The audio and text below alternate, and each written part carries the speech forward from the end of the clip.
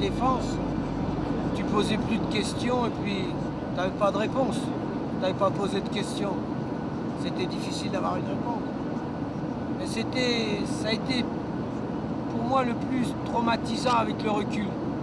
Comment se fait-il que l'on ne nous a pas sensibilisés, informés, rien, balancés là, en plein désert, contaminés?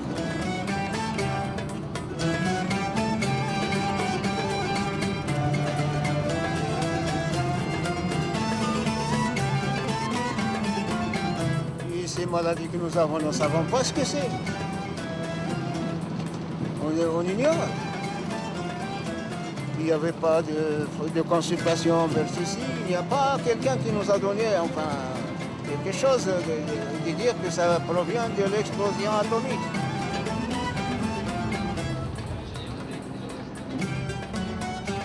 Et vous alors, qu'est-ce que vous demandez aujourd'hui? Nous, c'est trop tard. On va payer. Mais nos enfants, ils sont innocents.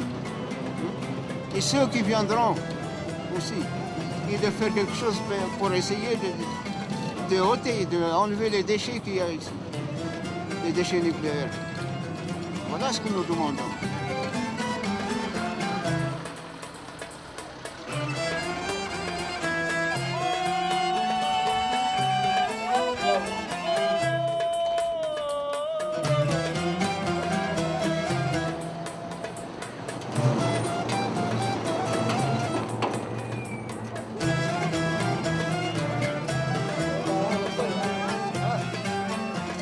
Ah oui, ça d'accord, d'accord.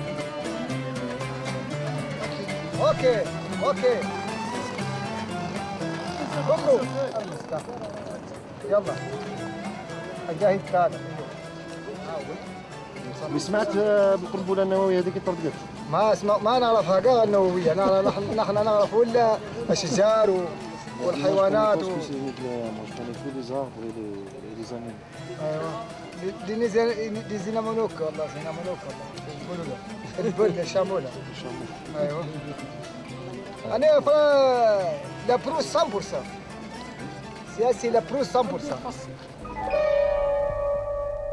Poursuivant la réalisation de son programme atomique, la France a procédé le 1er mai à une explosion nucléaire souterraine dans le Hogar. À une centaine de kilomètres au nord de Tamanrasset, le centre d'expérimentation réunit en étroite collaboration les spécialistes du commissariat à l'énergie atomique et des armées. L'expérience a été conduite dans un massif granitique au fond d'une galerie creusée dans la montagne. Outre son aspect militaire, l'intérêt de ce type d'essai est de permettre d'envisager des applications pacifiques des explosions nucléaires et d'exclure les risques de retombées radioactives.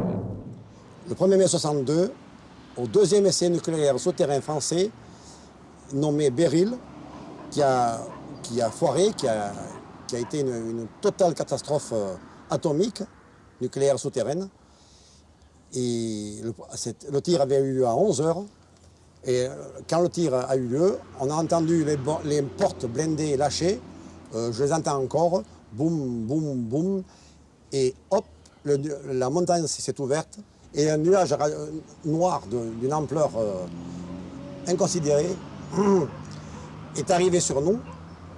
Et là, s'en est suivi une panique terrible, indescriptible. Les chauffeurs partaient dans tous les sens, tout le monde est parti, les camions, les véhicules des personnalités qui étaient là, de M. Mesmer, de M. Paleski, de tout ça, sont partis. Sauf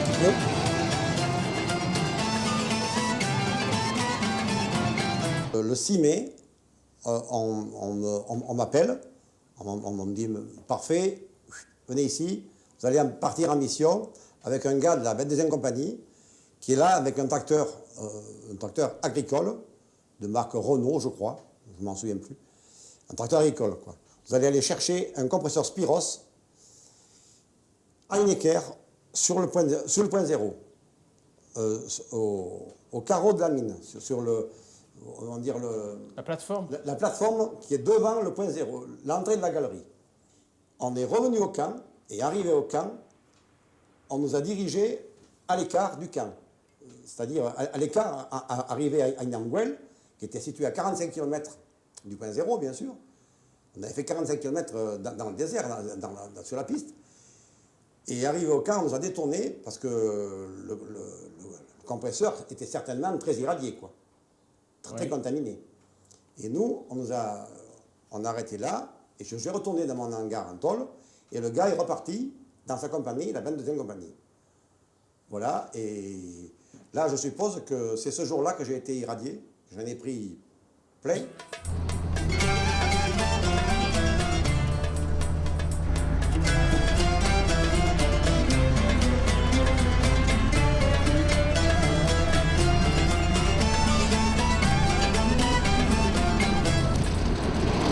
Ah, j'ai été énucléarisé totalement le 13 et 14 octobre 1989 à Lyon Sud. J'ai fait 16 heures de bloc. J'ai l'orbite, quoi, totale. Énucléarisé, ça s'appelle. L'ethmoïde, tout. On voit la gorge, on voit tout. Je peux, si vous voulez, défaire le pansement. Ça, si ça peut intéresser quelques personnes. Je suis avantagé, je peux respirer aussi bien par la bouche que par mon orbite, vous pouvez voir.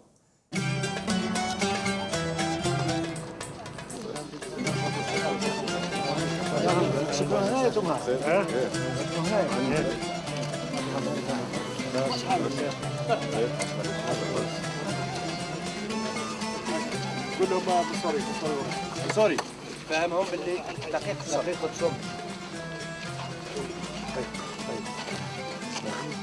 أعوذ بالله من الشيطان الرجيم بسم الله الرحمن الرحيم الحمد لله رب العالمين الرحمن الرحيم مالك يوم الدين إياك نعبد وإياك نستعين اهدنا الصراط المستقيم صراط الذين أنعمت عليهم. L'ébranlement du sol soulève les poussières accumulées depuis des millénaires par l'érosion, sans cassure de la montagne. Elles ne sont pas radioactives. Les émanations sont en permanence contrôlées pour déceler tout danger accidentel.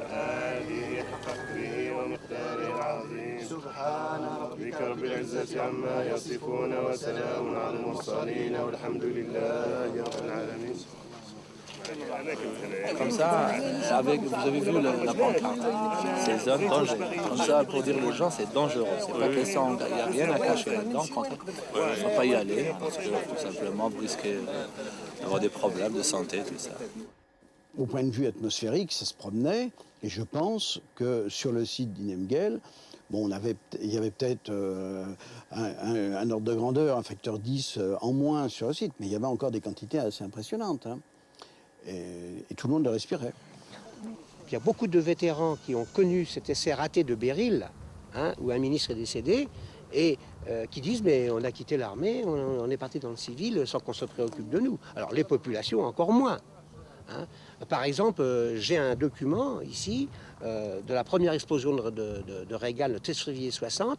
Il est prévu des mesures à Moudia, là où a eu lieu à 10 km la première explosion, Reagan Plateau, etc., etc. Et quand on arrive à Reaganville, là où habitait la population, il y a marqué néant, néant, néant, néant. Aucune mesure de protection, aucune mesure d'information. Même s'il y avait 2000 personnes qui habitaient, c'était quand même 2000 personnes qui vivaient autour de cette zone. Pas 2000 personnes qui vivaient au point zéro des essais nucléaires. Non, à 40 km. Et si l'AIEA avait constaté le moindre risque en 2005 ou en 99, lorsqu'ils ont fait les mesures, évidemment, ils l'auraient dit. Je crois qu'il faut se fier aux travaux qui ont été menés. Oui, aujourd'hui, personne ne constate la moindre trace de radioactivité dans la région. Et si on ne la constate pas aujourd'hui, c'est parce que les mesures de protection mises en œuvre à l'époque étaient efficaces.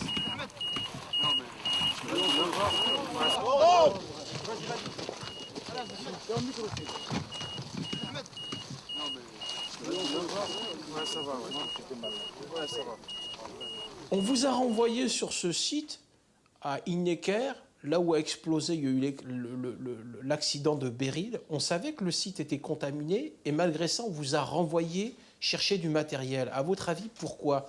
Aujourd'hui, vous avez une réponse? Chercher le compresseur. Oui.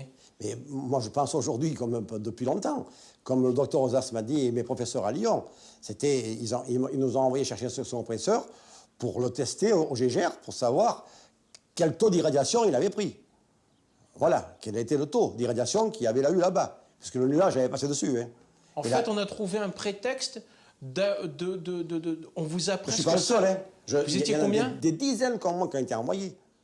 Des centaines de gars qui ont été envoyés comme ça. Ah, on a renvoyé tous ceux qui étaient dans le hangar chercher du matériel? Antonini Pierre-Louis est allé le lendemain, le 2 mai, il est sur les lieux, enfin quoi, pas au point zéro comme moi, non. Il est allé à notre camp, sur Noguitoun, qui était situé à 800 mètres, chercher des documents ou des effets personnels de certaines personnalités qui les avaient, dans la panique, les avaient oubliés, quoi. On peut nous reprocher d'avoir mis fin trop tôt à un suivi médical, mais ce que personne ne conteste, c'est que le suivi médical de ces personnes a eu lieu immédiatement après qu'elles aient participé aux essais, et pendant plusieurs années. Quand je suis revenu, quand j'ai été libéré, même en permission libérable, on n'a jamais eu un suivi médical par l'armée. Jamais. Aucun suivi médical. L'armée ne vous a jamais contacté après votre service militaire? Ah non, non, non. Ni moi, ni mes collègues. Jusqu'à aujourd'hui? Jusqu'à aujourd'hui. Jamais. Accélère, ne laissez pas là-bas. S'il vous plaît, ça nous fait déjà 10 minutes, allez-y. C'est bon, c'est bon, c'est bon. Ramassez-le, allez, ramassez-le. Ramassez l'appareil. C'est bon, ramassez-le. Allez, tout de suite, on va de l'autre côté. C'est dangereux de rester ici? Mais c'est peut-être dangereux, c'est un problème de radioactivité, donc elle est proportionnelle au temps. Quand on reste longtemps ici, il y a un grand risque pour notre santé. Il ne faut pas dépasser quelques minutes, mais il n'y a pas de problème. Mais si on reste ici, c'est une zone contaminée. Il y a une lave que vous remarquez ici, suite à l'accident Beryl, donc il faut éviter de stationner dans cette région. Où est-ce qu'ils sont les mecs là? Donc dès qu'on parte, donc ça commence rapidement. S'il vous plaît. Ça descend. Prenez le... Non, il y a eu cette lave qui est sortie avec du feu, sous forme de feu, et après quand c'était froid, comme un volcan. On a laissé tout ce matériel rouillé en surface, etc., enfin, sans véritable protection. Et moi, je pense qu'il faudrait rassembler, y compris cette lave, et en faire un stockage pour sécuriser ces matières qui restent contaminées et dangereuses pour peut-être des centaines d'années.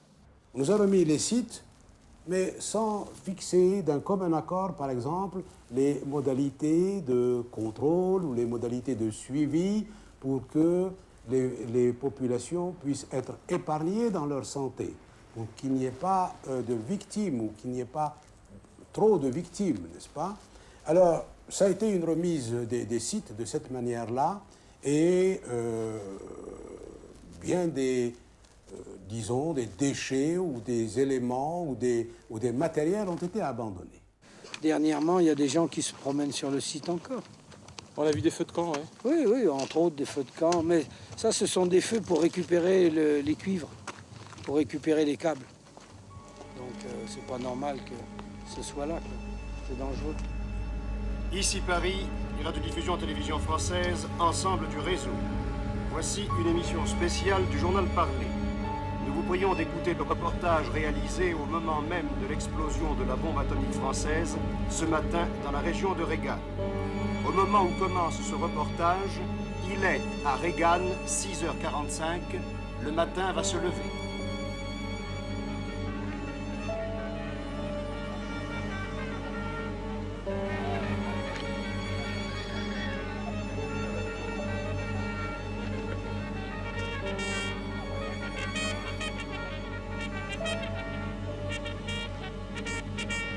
Nous sommes à 14 minutes de l'explosion et les trompettes ainsi que 5 fusées jaunes viennent de donner le signal de la fin du rassemblement.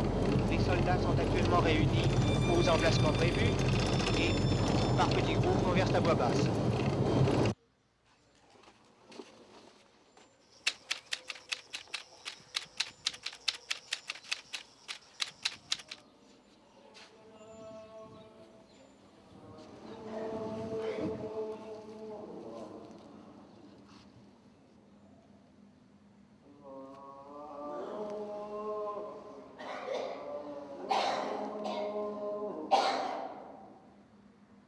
ما كانش واحد رقد في ذاك القيس اللي تفجر في القنبله. وقت الصلاه ووقت الوضوء الناس كل واعيه يلتقوا عينها محلولين. هذاك هو الاشاعه اللي راهي تدي العينين. ما كانش واحد مبلع دارو كيما هاك وقعدوا دابا تكسروا تياق الحي وتكسروا الحيوط تشرقوا والشي راهو قاعد الاثر راهو قاعد والناس اللي هما راهم كبار وراهم خدموا في هذا بوباتومي موش اللي رقا راهم مع صالح حتى التمومي. L'Algérie à l'époque, pourquoi ils les ont laissés faire? Ils n'auraient pas dû les laisser faire. Pas plus que la France n'aurait dû continuer à ça. Pour De Gaulle, la question de la possession de la bombe était essentielle pour lui. Infiniment plus que l'étendue territoriale de l'Empire. Voilà pourquoi je dis que je ne pense pas qu'on puisse reprocher au gouvernement provisoire d'avoir accepté cela, parce que c'était la condition de l'indépendance. Ou bien on acceptait cela, ou bien les accords allaient échouer et on allait payer, les deux parties d'ailleurs, allaient payer beaucoup plus cher la poursuite de la guerre.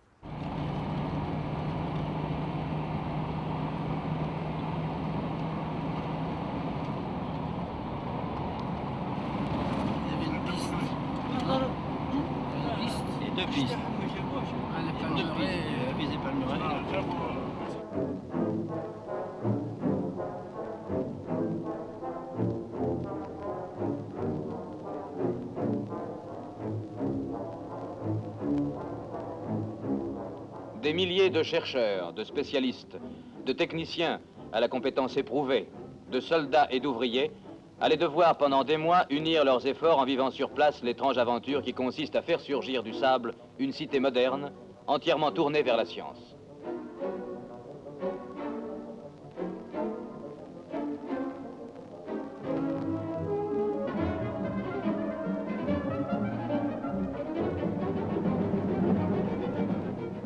En un temps record, moins de 2 ans, la base vie de Regan et la base Chantir d'Amoudia furent construites par les efforts conjugués du génie militaire et de quelques entreprises civiles. Je pensais que le sol était un peu plus rouge. J'avais gardé l'image d'un sable un peu plus rouge que cela. Sur Amoudia. Je sais pas, c'est peut-être à Amoudia où il y avait voilà, Regan. Voilà, on rentre dans Regan. La Rabette, c'est un faubourg de Regan. Voilà. 45 ans après.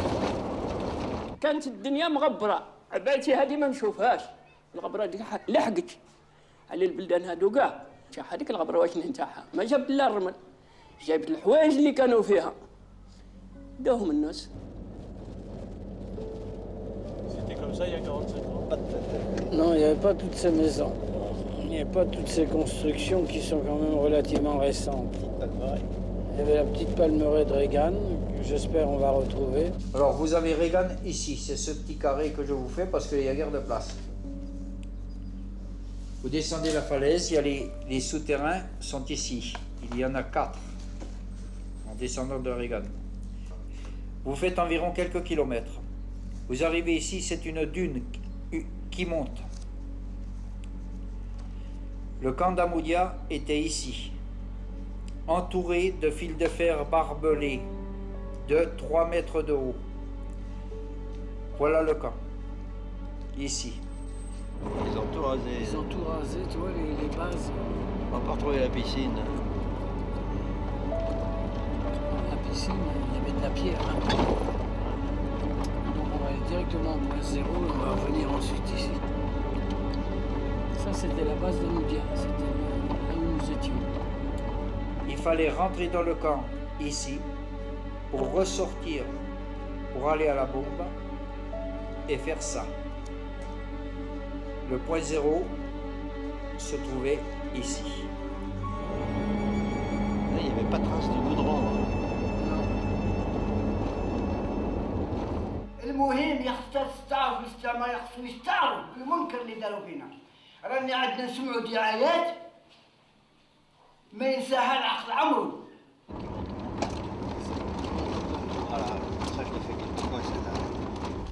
Venant par la piste impériale, les poids lourds sahariens voyaient leur accès à la ville interdite sévèrement contrôlé.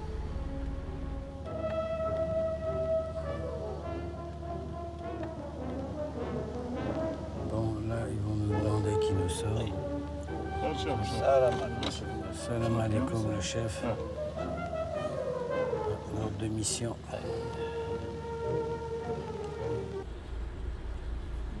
Descends la glace, il va te voir.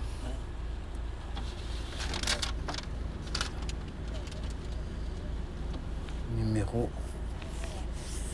عرفت كيفاش راهي تقول فرنسا؟ راهي تقول باللي المنطقة هذه ما فيها سكان كاع تماما. هذا عار كبير. هذه حشومة هذه منكر. Et concernant la population, est-ce qu'il y a eu un suivi médical? Est-ce que vous avez pris des précautions après les explosions et les tirs? Est-ce que vous avez dit des choses aux populations locales, je pense? Vous parlez du Sahara? Oui, bien sûr, oui. Bah, écoutez, au Sahara et à l'époque, il est bien clair que les sites qui ont été identifiés, c'est précisément des sites dont la densité de population était non seulement très faible, mais en vérité, c'était des zones totalement inhabitées. Alors, on me dira qu'il y avait des passages, qu'il y avait des possibilités de transhumance, de passage de personnes. C'est vrai.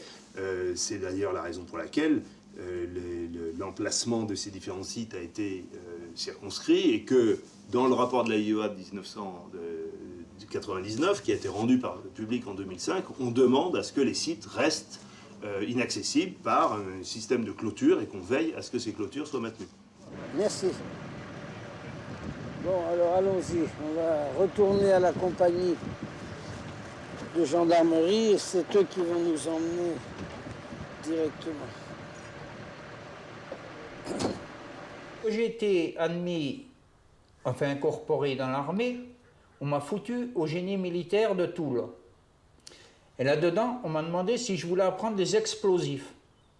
Moi, j'ai dit, putain, je me régale avec ça, tu vas apprendre les explosifs. Alors, je ne suis pas doué, mais là-dessus, alors, je m'étais appliqué comme un dieu.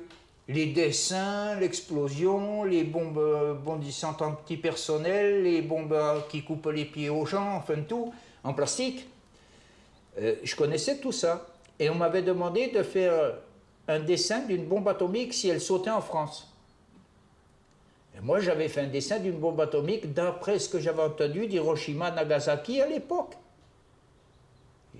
J'avais écouté les désastres qu'il y avait. Alors, j'avais fait une bombe sur un papier qui était peut-être comme la table, avec des morts, tout retourné, tout cassé. Et j'ai été reçu le premier de cette connerie-là, de ces dessins. Ils m'ont dit, toi, t'es un bon. Sur des dessins, on vous a recruté pour aller à Moudia? Mais non, je ne le savais pas. Oui, mais de là, j'ai fait Algérie, Biskra, les fameuses fusées diamants, qu'on a fait péter aussi, mais c'était tout dans le secret. J'étais toujours qu'avec un adjudant-chef ou un sergent-chef ou un major. On n'était toujours que deux. J'ai fait Biskra, c'est pas marqué sur mon livret militaire. Ils n'ont rien marqué du tout.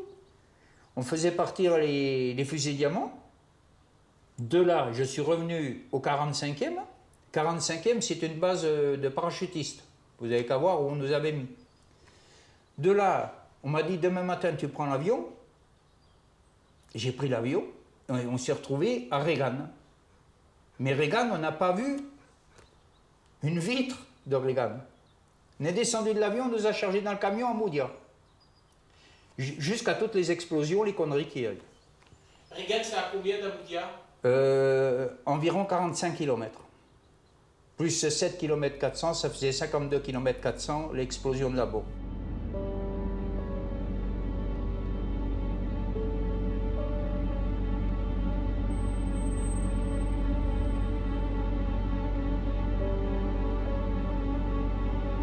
Il nous a donné, ils ont amené à tous les travailleurs qui travaillaient avec le français de Scooby-Doo.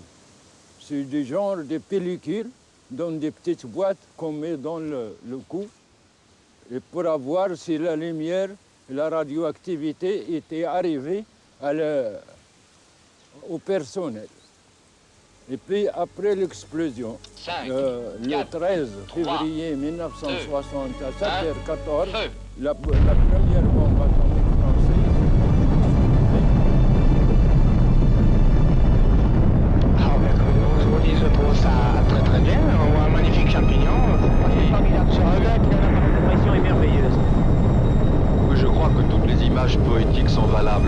Nord.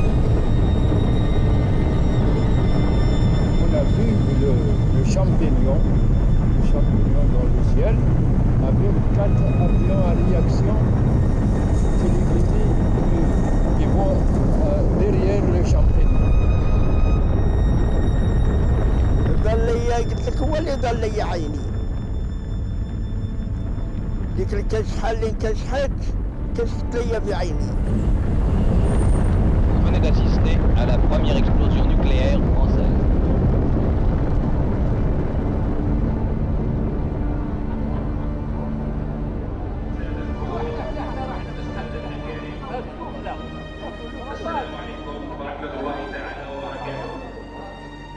مباشرة نستمع إلى النشيد الوطني قسما.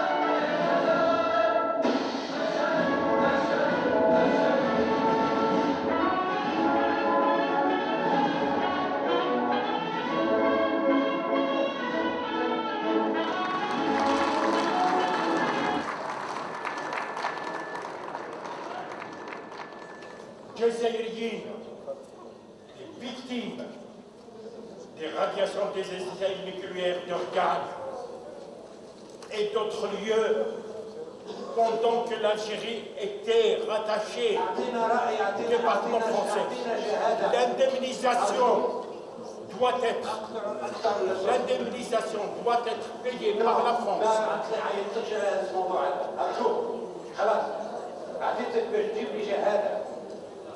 جيب شهادة إلى السبيطار.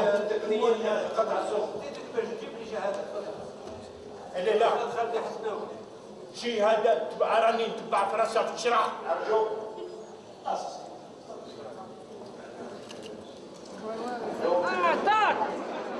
عطار لماذا خليتك كذا عطار الهيها؟ ما تكسروا نحبوه.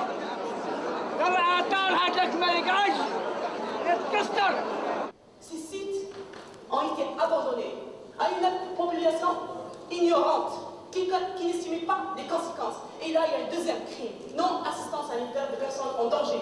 Parce que ces personnes étaient en danger, ils ignoraient le danger de radiation, ils ignoraient le danger d'iraniement, ils ignoraient ça. Et c'est ça le vrai problème, le vrai crime des Français. L'Algérie ne dispose pas d'un dossier complet scientifique sur tout ce qui a pu se passer pendant la période qui a précédé l'indépendance de mon pays et qui s'est poursuivie par la suite en ce qui concerne ces essais tant nucléaires que bactériologiques ou chimiques. Les États-Unis, depuis 1988, comme on l'a vu ce matin, reconnaissent quand même 36 cas de cancer qui pourraient être dus aux essais nucléaires américains. Les Anglais ont fait la même démarche dans le Pacifique. La France est la seule démocratie à ne pas reconnaître et à ne pas assumer les responsabilités des conséquences de ces essais.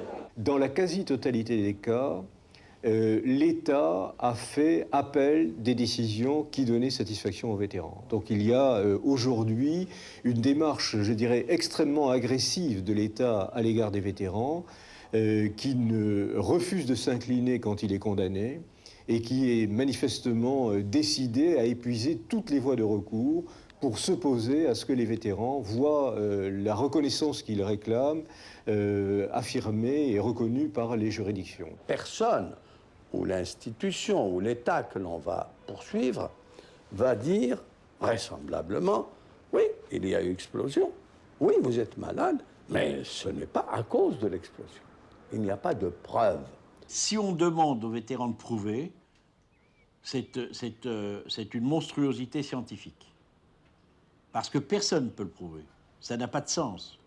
Mais c'est vrai dans un autre domaine. Le tabac.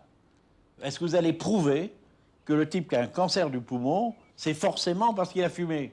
Non, non. C'est l'inverse. On constate que plus que chez les tabagiques, la fréquence des cancers du poumon est multipliée par 5, par 10, par 15, par 20. Bon, résultat des courses, quand quelqu'un a fumé et qu'il a un cancer du poumon, eh ben on estime qu'il n'y a pas de lésion de cause à effet, mais que c'est tout de même lié.